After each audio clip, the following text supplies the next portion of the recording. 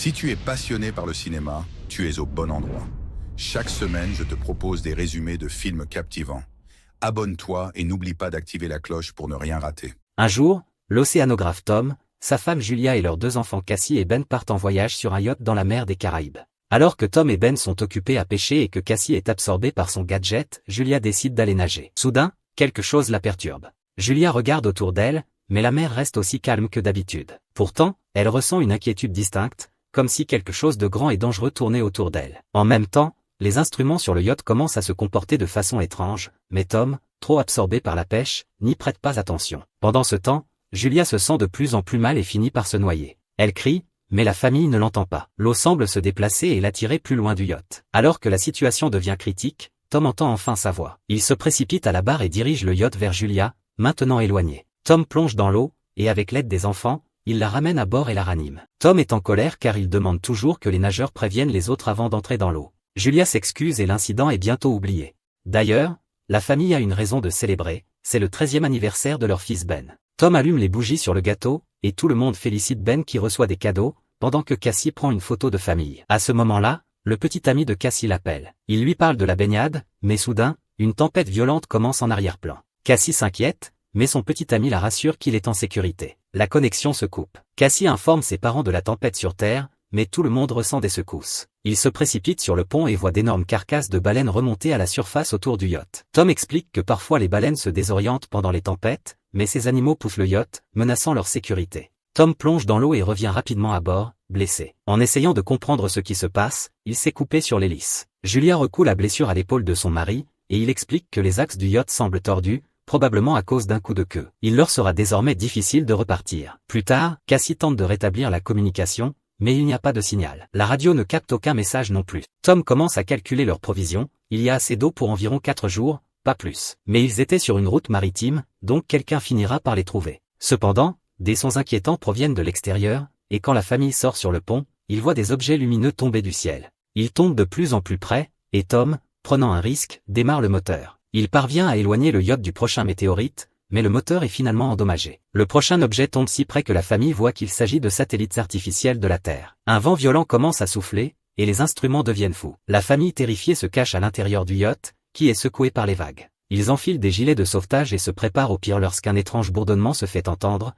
provoquant des saignements de nez et des nausées. Tom tente de signaler leur position avec un pistolet de détresse, mais en vain. La famille survit à peine à la nuit. Le matin, ils sont soulagés de se retrouver en vie, mais un grand trou béant est apparu sur le côté du yacht, et on ne comprend pas pourquoi il flotte encore. La famille sort et reste figée de stupeur, l'eau a disparu, et leur bateau repose sur un promontoire rocheux au milieu d'un désert pierreux là où se trouvait autrefois l'océan. Un peu plus tard, Tom essaie de rassurer sa famille en disant que tout le monde n'a pas pu périr. Il prend des mesures et réalise que l'aboussolement, le nord n'est pas là où il devrait être. Cela signifie que les pôles de la Terre ont changé de place. Un tel événement s'est déjà produit sur Terre, mais il y a très longtemps. Il s'avère que la mer s'est retirée là où se trouvait la Terre, et l'humanité a probablement péri. Cassie ne supporte pas cette révélation et court se réfugier dans la cabine, demandant qu'on la laisse seule. Julia va faire l'inventaire des provisions restantes, tandis que Ben lâche un tas de ballons colorés dans le ciel, espérant que des survivants viendront à leur aide. Pendant ce temps, Tom allume la radio et envoie des signaux de détresse. À sa grande surprise, il reçoit une réponse, c'est Nato, le capitaine d'un petit submersible. Ils étaient en profondeur sous l'eau lorsque la catastrophe s'est produite, ce qui leur a permis de survivre. Cependant, tous les systèmes de communication ont échoué,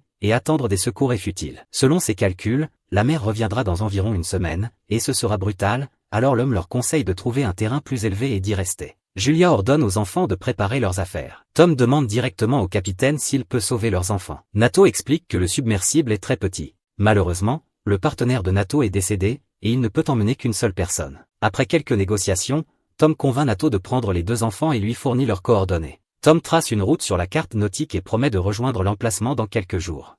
Le lendemain matin, la famille est presque prête à se lancer dans leur périple. Tom monte sur le pont et aperçoit soudain un homme avec un chien qui approche. Il marche vers lui et le salue, mais remarque que l'homme est blessé. Il lui offre de l'eau. L'homme la boit puis, soudainement, frappe Tom au visage, ce que Julia voit. Elle se précipite vers son mari alors que l'intrus lui plante une lance de fortune dans la poitrine. Le chien maintient Julia à distance bien qu'elle soit elle-même figée par l'horreur, réalisant qu'il n'y a aucun moyen de sauver son mari. Elle court vers le yacht, l'homme la poursuit, blessant son bras. Malgré cela, Julia grimpe sur le pont, et les enfants, entendant ses cris, accourent pour l'aider. Ensemble, ils barricadent les portes de la cabine. Ensuite, Julia cache Cassie et Ben dans un coffre, donnant à sa fille le pistolet de détresse et lui disant de ne tirer qu'en dernier recours. Pendant ce temps, le tueur essaie de défoncer les portes et finit par y parvenir. Julia se cache dans la salle de bain du fond en soignant sa blessure. Entrant, l'intrus se dirige directement vers la cuisine et attrape de la nourriture, il est évident qu'il est très affamé. Tenant une boîte de conserve, l'homme commence à fouiller le yacht tandis que Julia s'arme d'un couteau de cuisine. Il entre dans la cabine,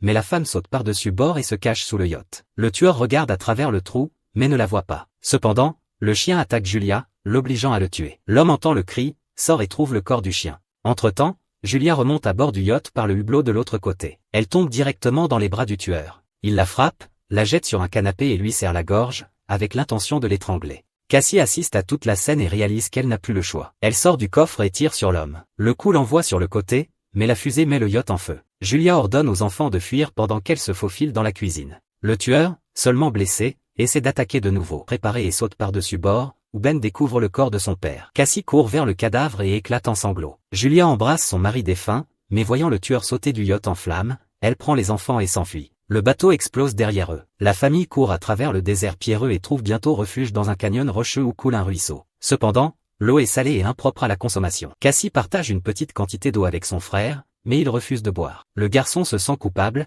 croyant que le tueur est venu parce qu'il a vu les ballons. Cassie exprime aussi cette pensée, mais Julia lui ordonne d'arrêter et défend son fils, expliquant qu'il ne voulait pas faire de mal. Elle dit aux enfants de se ressaisir car un long voyage les attend, puis elle aperçoit de nouveau le tueur, toujours à leur trousse. La famille se précipite en avant. Ce soir-là, Ben trouve la carcasse d'un requin-marteau et tente de le découper, mais Julia voit le poursuivant et ordonne aux enfants de courir. Ils arrivent bientôt dans un champ autrefois inondé de barils de déchets toxiques, mais Julia pousse les enfants à avancer malgré la menace de contamination, sachant que le tueur est toujours sur leurs talons. La famille marche le long de l'ancien fond de l'océan, zigzagant entre les amas de plastique et autres déchets jetés par les humains. Julia remarque bientôt que Ben est gravement déshydraté et lui donne les dernières gouttes d'eau. Cassie craque, convaincue qu'ils n'ont aucune chance de survie, mais Julia leur ordonne de continuer. Finalement, ils trouvent le fuselage d'un avion qui s'était écrasé en mer il y a longtemps et se glissent à l'intérieur pour se reposer. Julia regarde la dernière photo de leur famille et raconte l'histoire de sa première rencontre avec Tom, qui s'est produite à son hôpital, où Tom avait été emmené pour une maladie de décompression après une plongée ratée. Les enfants pleurent, se souvenant de leur père et lui faisant leurs adieux définitifs. Cette nuit-là, Cassie est réveillée par un bruit et sort pour s'asseoir près de l'avion. Sortant de l'obscurité, le tueur s'approche d'elle, inconscient que la jeune fille agit comme appât. Alors qu'il se prépare à l'attraper, Julia lui tend une embuscade, poignardant l'homme avec un couteau. À l'aube, la famille se prépare à continuer leur voyage, mais découvre que le corps du tueur a été dévoré, signe que quelque chose d'encore plus dangereux que les humains rôde dans le désert. Ils se remettent en route, Julia consulte la carte quand Ben se met soudain à courir en avant. Sa mère lui crie d'arrêter, mais le garçon se précipite vers une flaque d'eau salée et parvient à boire quelques gorgées. Julia le tire en arrière, mais le garçon tombe malade peu après. Ils trouvent bientôt quelques chaises en plastique et construisent un abri de fortune contre le soleil. Pendant qu'ils se reposent à l'intérieur, Julia entend soudain des bruits étranges. Elle sort et voit quelque chose qui la force à réveiller les enfants, réalisant le nouveau danger. Ils commencent à courir et aperçoivent bientôt un grand navire au loin, entouré de conteneurs échoués et de quelques personnes errantes. Julia leur crie, mais, voyant des milliers de crabes géants, les gens se précipitent dans un conteneur et verrouillent les portes, ignorant ces appels à l'aide. Les trois grimpent sur un conteneur, bien que les crabes parviennent à blesser Julia à la jambe. Néanmoins, Julia, Cassie et Ben s'assoient en haut, observant les crabes pénétrer par une fissure dans les portes, tuant tout le monde à l'intérieur malgré les tentatives des survivants pour se défendre. Julia attache un foulard autour de sa jambe et s'évanouit. Le lendemain matin, elle se réveille seule, terrifiée, et appelle les enfants. Mais il s'avère que les crabes sont partis, et les enfants sont descendus chercher de la nourriture et des armes. Julia cautérise sa blessure tandis que Ben examine les armes trouvées. En fouillant les conteneurs, il trouve une petite quantité de nourriture et d'eau dans la poche de l'un des défunts. Julia trouve une radio et contacte Nato. Il répond, expliquant qu'il a lui aussi été attaqué par des arthropodes des grandes profondeurs. D'après ses observations, la mer reviendra bientôt, ce qui explique pourquoi ces créatures sont apparues. Julia le supplie de sauver ses enfants, mais elle ne sait pas où aller car elle a perdu la carte. Nato tire une fusée de détresse. Ben en repère la direction et la famille se précipite vers elle. Ils aperçoivent bientôt un sous-marin jaune au loin, mais le rejoindre est difficile en raison du terrain de l'ancien fond marin. Cassie n'aime pas entendre sa mère parler de sauver les enfants, mais Julia refuse de répondre et pousse la famille à avancer. Ils sont forcés de passer par un canyon contaminé par des déchets toxiques. À un moment donné, ils sont pris dans un éboulement de pierre et Julia est séparée des enfants. Elle leur ordonne de continuer et, quand Cassie refuse, Julia la supplie de sauver son frère. Cassie et Ben sortent du canyon et atteignent le sous-marin, mais à l'intérieur, il n'y a personne. Soudain, Nato, gravement blessé, émerge de derrière le bateau. Il admet qu'il n'a aucune chance de survivre et leur ordonne de monter à bord. Mais Cassie retourne chercher sa mère, qui se défend contre les crabes émergents, ses munitions presque épuisées. Cassie escalade la barrière rocheuse et tend la main à sa mère. Elles parviennent à rejoindre le sous-marin juste au moment où les crabes envahissent Nato, qui meurt sous leurs griffes. La famille monte à bord et, juste à ce moment, une vague océanique apparaît à l'horizon. L'eau soulève le sous-marin et le traîne à travers les rochers et, tandis que Julia observe tout ce qui s'est passé au cours des derniers jours défiler devant ses yeux, elle perd connaissance. Quand elle se réveille, elle découvre que le navire est immobile. Julia ouvre l'écoutille et la famille émerge pour se retrouver dans une ville en ruine, emportée là par la vague. Malgré un concept intéressant, le film n'a pas réussi à marquer les esprits, en grande partie à cause des nombreuses erreurs commises par ses créateurs.